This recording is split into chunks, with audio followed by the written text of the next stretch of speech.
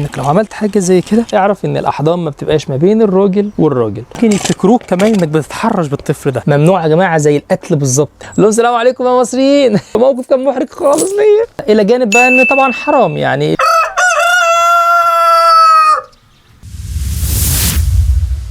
عايز اقول لك النهارده شويه حاجات اوعى تعملها لو انت لسه جاي المانيا او حتى عايش في المانيا بقالك شويه. 7 حاجات، فحاول تسمع الفيديو ده للاخر واعرف ايه اللي هقوله لك. ميزه الفيديوهات اللي انا بعملها هنا والفلوجات اللي انا بعملها لكم على القناه انها كلها جايه من خلال واقع انا عشته هنا. عايز اقول لك انت ممكن تيجي هنا في البحيره وتعمل تاجر مركب زي اللي هو بيأجرها دي. اول حاجه واللي عايزك تنتبه ليها جدا جدا، ما تعملهاش خالص، انك تشغل التليفون بتاعك او تعلي التليفون بتاعك بالموسيقى او الاغاني في المواصلات العامه، لانك لو عملت كده هتلاقي كل اللي حواليك بيبصوا لك بصه مش كويسه، وممكن اصلا يشتكوك السواق بتاع الاتوبيس نفسه، عشان ده ممنوع في المانيا، عشان ما تعملش ازعاج للي حواليك. هتلاقي واحد بيقرا كتاب، هتلاقي واحد تاني بيسمع حاجه بالمايك في ودنه، فاوعى تعمل كده لانك لو عملت كده هتروح في داهيه. من الحاجات برضو الظريفه جدا اللي حصلت في البلد هنا قدام عينيا، ممنوع تعدي الدور بتاعك او تتقدم على دور حد موجود معاك مثلا في المحل. حصل قدامي ان كان في واحد هو شكله مش الماني لانه اسمراني كده ويعني شكله افريقي زي كده يعني،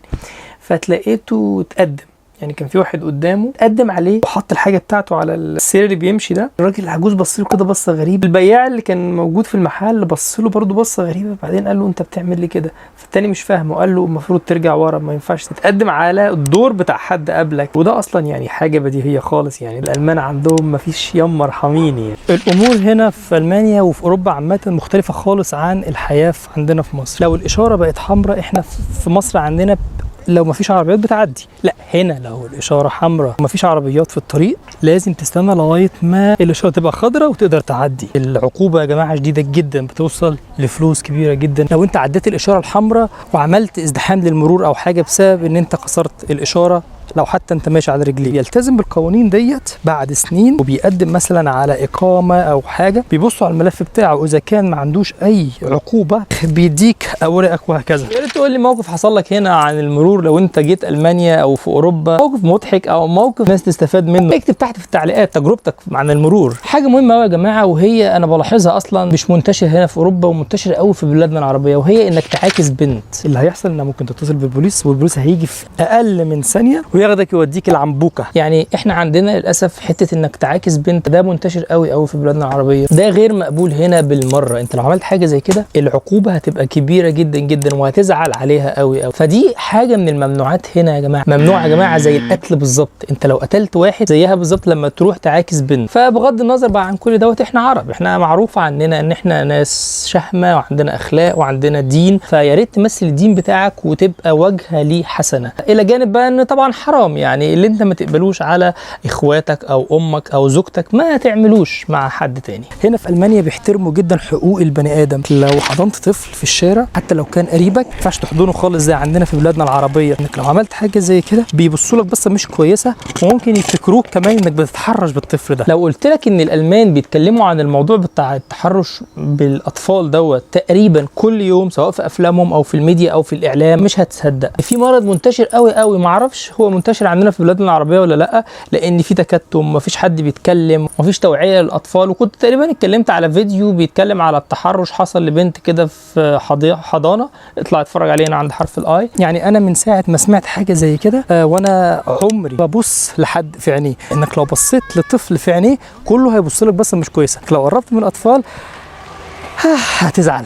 ايه اللي يخليك تسمح لحد ان هو يحضن ابنك او يبوسه او كذا؟ ماشي انت ممكن تعمل كده امه لانه هو قاعد معاك 24 ساعه، فاللي عندك هيجيله يعني واللي عنده هيجيلك.